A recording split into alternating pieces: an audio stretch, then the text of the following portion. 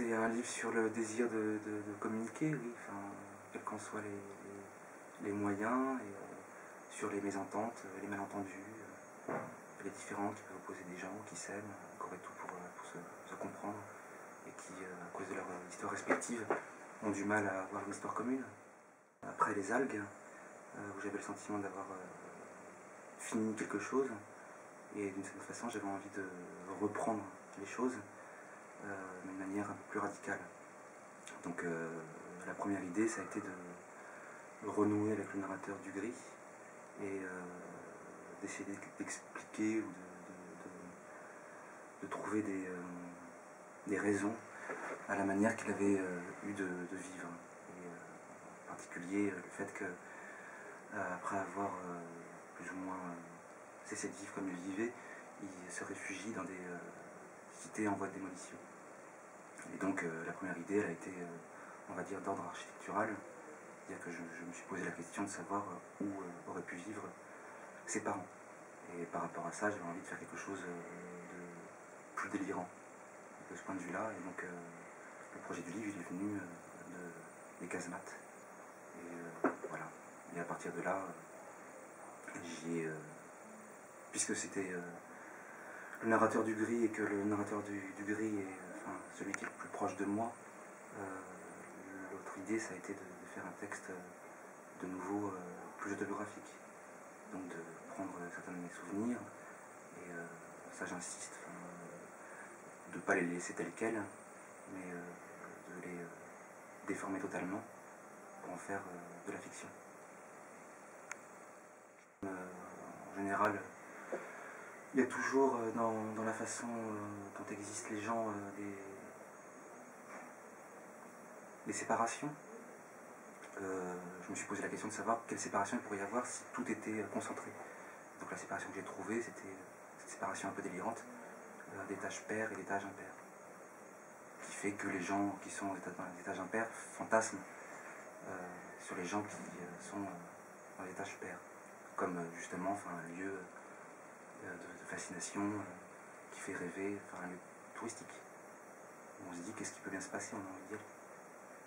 La mer, c'est effectivement le pôle actif et joyeux du livre. En même temps, elle a un côté un peu naïf, dans la mesure où tout ce qu'elle veut, c'est que les choses aillent bien. Et à côté de ça, elle ne se pose pas forcément, telle qu'elle est présentée, de questions sur ce qui arrive vraiment. Et le père, c'est celui qui se pose tout le temps des questions, qui s'en pose tellement qu'on ne sait plus trop quelles questions il se pose et comment, où est-ce que tout ça va mener en fait. Donc d'une certaine façon, les deux personnages s'équilibrent, l'un, voilà, et d'une certaine façon, la mère et le corps et le père et la pensée, avec tout ce que la pensée peut avoir de torturé, de torturant et de déséquilibrant. Locke, c'est une espèce de rebut total de la société. C'est un type qui va incarner, on va dire, uniquement la pulsion de mort, et alors que la mère serait plutôt du côté de la pulsion de vie, puisqu'elle veut toujours continuer, elle veut que ça avance. Et lui, effectivement, n'arrive absolument pas à avancer, complètement replié. Mais ça devient d'une certaine façon, du coup, des sortes de prototypes, d'archétypes, avec tout ce que, précisément, une vie trop prototypique a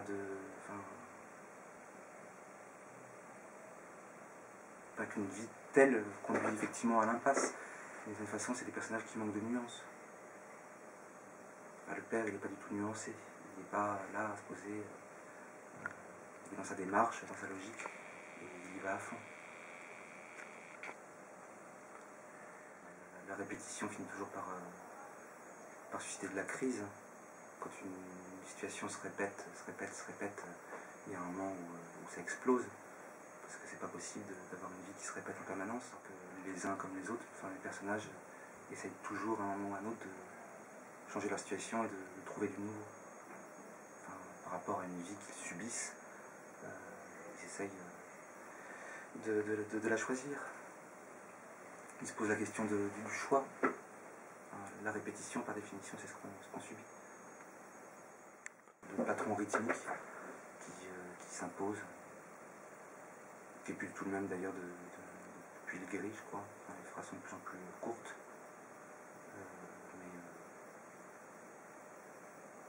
Oui, dans ma tête, il y a une forme de mélopée que j'essaie de maintenir du début jusqu'à la fin. Une égalité dans le rythme. Donc après,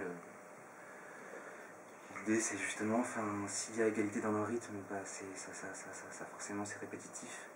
Donc par rapport à cette répétition rythmique, réussir à trouver des phrases qui soient en même temps différentes. Le quotidien, c'est quand même la base. Enfin, tous ces gestes, tout le monde les effectue. Donc effectivement, c'est pas forcément des gestes très intéressants. Mais par rapport à ça, d'où ça me vient, ça me vient de Pérec, je crois, de l'infraordinaire. Donc Pérec, dans l'infraordinaire, il se pose justement, il dit que l'essentiel se joue là. Après, l'essentiel, parfois, il peut être très agréable dans le quotidien, mais après, il peut être très désagréable. Et il me semble essentiel de le prendre en compte. Tout le monde, tous les jours, descend les poubelles, fait la vaisselle, lave, c'est des choses qui sont là, donc qu'on peut faire avec joie par moment ça peut aussi un peu peser, parce que précisément, ce genre de tâches quotidiennes, a priori, c'est ce qui ne change pas, ce qui se répète. Descendre les poubelles, il n'y a pas beaucoup de variété de tons. On les a descendues une fois, 2 jours après, on ne se pose pas la question, on ne se dit pas comment ça va se passer. Ça se passera exactement de la même manière, a priori. À moins d'inventer des rituels pour descendre les poubelles. Un truc que j'avais commencé à mettre en place dans les algues, sur une forme d'intérêt, d'enquête, sur toutes les choses dont on ne parle pas. Donc dans les algues, c'était tous les tics, tous les petits gestes corporels que tout le monde a, mais dont on ne parle pas, dont on n'a pas conscience. Et là, dans Se détruire les enfants, c'était effectivement parler de choses effectivement triviales, mais parce que le trivial, tout le monde vit avec. Puis pourquoi le cacher? C'est pas honteux. C'est pas parce que c'est trivial que c'est honteux. Ça fait partie de l'ordinaire. Et après, il peut précisément y avoir un rapport à ça qui devient extraordinaire. Il y a une phrase de Musil dans L'homme sans qualité, au tout début, où le personnage principal observe les gens et se rend compte précisément de tout l'héroïsme qu'il peut y avoir dans tous ces gestes d'une extrême banalité, toute l'énergie qu'on y donne, qu'on y perd, et qui est là, qui existe. La noirceur, je ne sais pas, c'est une réflexion sur ce qu'on appelle le roman noir. Donc il y a toujours dans ma tête une sorte de case polar. Qu'est-ce que c'est qu'un polar précisément? C'est un livre noir, mais construit sur des événements qui sont censés être extraordinaires. Donc si on essaie de faire un roman noir à partir d'événements ordinaires, qu'est-ce qui reste? Il y a quelque chose de cet ordre-là. Il n'y a pas une volonté de faire des livres déprimants ou dépressifs. C'est pas du tout la question. C'est plutôt une question sur le genre. Je conserve la structure du polar, en quelque sorte, qui est la noirceur. Et après, il n'y a plus crime, il n'y a plus... mais il y a des situations qui sont du même ordre, d'enquête, d'observation, d'angoisse, avec un personnage un peu monstrueux. Et non, c'est pas... Oui, enfin, c'est plutôt une enquête sur... Pas une enquête, une réflexion sur le genre. Polar. Des livres à la première personne, ça commençait à me lasser. En même temps, je ne réussissais pas à trouver des noms propres de personnages. Donc je leur ai donné des noms communs. Et en même temps, il y avait toujours un jeu, mais un jeu de plus en plus absent. Donc c'était une sorte de transition vers un livre où il n'y aurait plus de narrateur à la première personne. Donc il arrive quand même in extremis, parce qu'à partir du moment où il est né, bon, il est obligé de dire je. Bah oui, après il faut faire aussi avec la vie ou le passé qu'on a. Et ce passé, c'est la même chose. Il y a deux possibilités, soit on en fait une chose honteuse dont on ne parle pas, soit on se pose la question de savoir qu'est-ce qu'on peut en faire. Donc c'est au bout d'un moment la question que je me suis posée, et puis la solution que j'ai trouvée, c'est d'en faire une fiction. De ne pas en faire un récit de souvenir, mais de faire un roman d'anticipation. Non pas quelque chose qui était dans le passé, mais quelque chose qui est à venir, et donc de cette façon qui éventuellement n'existera jamais.